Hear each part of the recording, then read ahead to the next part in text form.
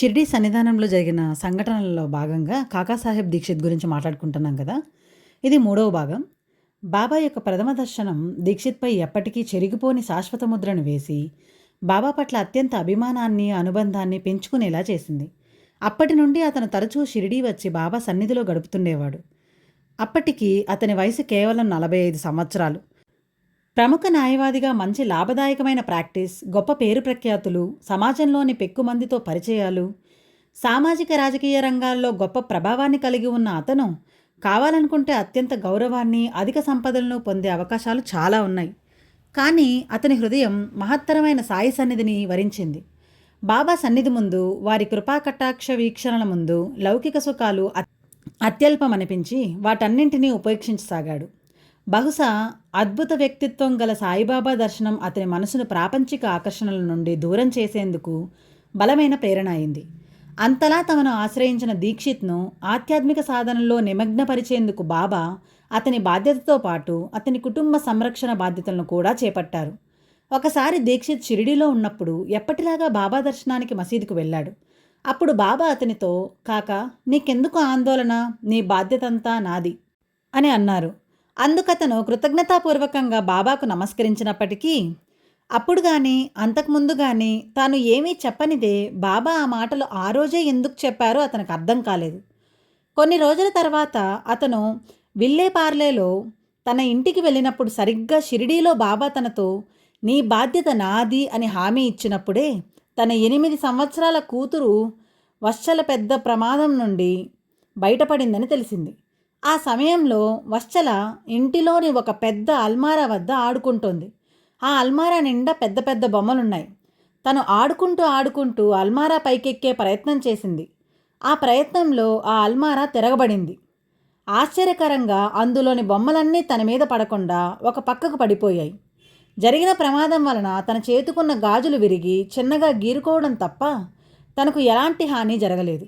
ఈ విషయం తెలిసాక దీక్షిత్కి తన గురువు దైవమైన శ్రీసాయి యొక్క దైవిక శక్తి, కరుణ గురించి అర్థమై నీ బాధ్యతంతా నాదే అని సాయి తనకు భరోసా ఇచ్చినప్పుడే విల్లేపార్లాలో ఆ బాధ్యతను నెరవేర్చారని గ్రహించాడు. ఆ ఒక్కసారే కాదు, అనేక మార్లు బాబా అతనికి ఆ భరోసానిచ్చారు. అంతేకాకుండా పరిస్థితులు ఏవైనా, సమయం ఏదైనా తమ మాట నిత్య సత్యమని తిరుగులేని నిదర్శనాన్ని ఇచ్చారు. సామాన్య మానవుడెవరూ అటువంటి భరోసానివ్వలేడు. అత్యంత శక్తిపన్నులైన బాబా మాత్రమే ఇవ్వగలరు. ఆ సంఘటనతో శ్రీసాయి సాక్షాత్ దైవస్వరూపులని, దైవికమైన వారి శక్తి అపారమైనదని, తనతో పాటు తన కుటుంబ సభ్యులందరి బరువు బాధ్యతలు వారి భుజస్కంధాలపై ఉన్నందున ఏ హాని గురించి భయపడనవసరం లేదని దీక్షిత్కు అనిపించింది. ఆ విషయాన్ని అతనెప్పుడూ మరచిపోలేదు. క్రమంగా దీక్షిత్కు బాబా పాదాలయందు స్థిరమైన విశ్వాసం కుదిరి తన తనువును వారి సేవకే అంకితం చేయాలనిపించింది. అందువలన 1 సంవత్సర కాలంలోనే అతను బాబా సన్నిధిలో ఒక ఇల్లు నిర్మించుకొని అక్కడే ఉండిపోవాలని సంకల్పించాడు. తన వ్యాపారంలోని 25 వాటాలు అమ్మి ఒక షెడ్డు నిర్మించుకొని దానిపై రేకులు కప్పించుకుంటే షిరిడీ సందర్శించే యాత్రికులకు కూడా ఉపయోగపడుతుందని మొదట తలచినప్పటికీ ఆ తర్వాత పెద్ద భవన నిర్మాణం చేపట్టదలిచాడు. 1910 డిసెంబర్ 10న బాబా అనుమతి తీసుకొని అదే శుభ సమయమని తలిచి వాడా నిర్మాణానికి శంకుస్థాపన చేశాడు. అప్పటి వరకు ఎంత చెప్పినా శ్రీసాయిని దర్శించడానికి సామాన్యంగా అంగీకరించని అతని సోదరుడు కూడా ఆ శుభదినాన షిరిడీ చేరాడు. ఆనాడే చావిడిలో సేజ్ హారతి ప్రారంభమవడం వలన ఆ రోజు చిరస్మరణీయమైంది. 5 మాసాలలో ఆ భవన నిర్మాణం పూర్తయింది. 1911 ఏప్రిల్ నెలలో పవిత్రమైన శ్రీరామనవమి నాడు దీక్షిత్ గృహప్రవేశం చేశాడు. అతను తన ఏకాంత ధ్యానానికి మేడ మీద ఒక గదిని మాత్రం ఉంచుకొని మిగిలిన భవనమంతా బాబా దర్శనానికి వచ్చే భక్తుల వినియోగానికి ఇచ్చేశాడు. అదే ప్రఖ్యాతమైన దీక్షిత్ వాడ. తర్వాయి భాగం రేపు మాట్లాడుకుందాం. సాయి వచనం: ఎవరైనా మన సాయం అర్థిస్తే తప్పక చేయడం కానీ లేదా చేయించడం కానీ మన ధర్మం. కాకాసాహెబ్ దీక్షిత్ పార్ట్ 1, పార్ట్ 2 చూడనట్లయితే చూడండి. అండ్ మీలో ఎవరైనా సాయి భక్తులు ఉంటే ఈ వీడియోని షేర్ చేయండి వాళ్ళకి. అంతేకాకుండా ఇలాంటి మరెన్నో వీడియోలు, ఎన్నో నిజ జీవిత సంఘటనలని నేను పోస్ట్ చేశాను.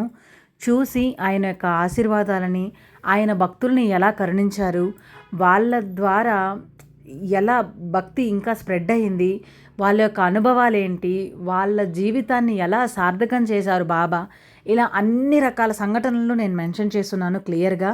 చాలామంది ఇప్పుడు నేను మాట్లాడే వాళ్ళు సామాన్య మనుషులు కాదు. బాబా సజీవంగా ఉన్నప్పుడు బాబాతో కలిసి తిరిగిన వాళ్ళు అండ్ బాబా వాళ్ళని ఎలా ఉద్ధరించారు, వాళ్ళకి ఆత్మ సాక్షాత్కారం ఎలా కలిగింది, ఆయనని వాళ్ళకు భక్తి పారవశ్యంతో ఎలా ఉండేలా చేశారు, ఇవన్నీ అనుభవాలు ఉన్నాయి. ముఖ్యంగా కాకాసాహెబ్ దీక్షిత్ ఆయనతో పక్కనే ఉండి ఎప్పుడు ఆయన యొక్క అనుభవాలని స్వయంగా అనుభవించి ఆనందం పొంది భక్తి పారవశ్యంతో మునిగి తేలుతుండే ఒక భక్తుడు బాబా యొక్క సన్నిహితుడు. సో ఇంకెందుకు ఆలస్యం, ఇలాంటి మరెన్నో ఇంకా చాలా పార్ట్స్ ఉన్నాయి కాకాసాహెబ్ దీక్షిత్ గురించి, అన్నీ నేను మెన్షన్ చేస్తాను. సబ్స్క్రైబ్ చేసుకున్న వాళ్ళు సబ్స్క్రైబ్ చేసుకోండి. సాయిబాబా ఆశీస్సులు మీ అందరికీ ఉండాలని మనసారా ప్రార్థిస్తూ ఓం సాయిరామ్. ఓం శ్రీ సచ్చిదానంద సద్గురు సాయినాథ్ మహారాజ్ కీ జై. ఇంకెందుకు ఆలస్యం, ఎవరెవరైతే లైక్ చేయలేదో షేర్ చేయలేదో లైక్ చేసి షేర్ చేసి, భక్తి ఛానల్స్ కానీ ఎవరైనా భక్తి వాళ్ళు గ్రూప్స్ కానీ ఎవరైనా ఉంటే వాళ్ళకి కూడా ఈ వీడియో షేర్ చేయండి. కుటుంబ సభ్యులకు కూడా ఈ వీడియో షేర్ చేయండి. ఉంటాను మరి. సాయిరామ్.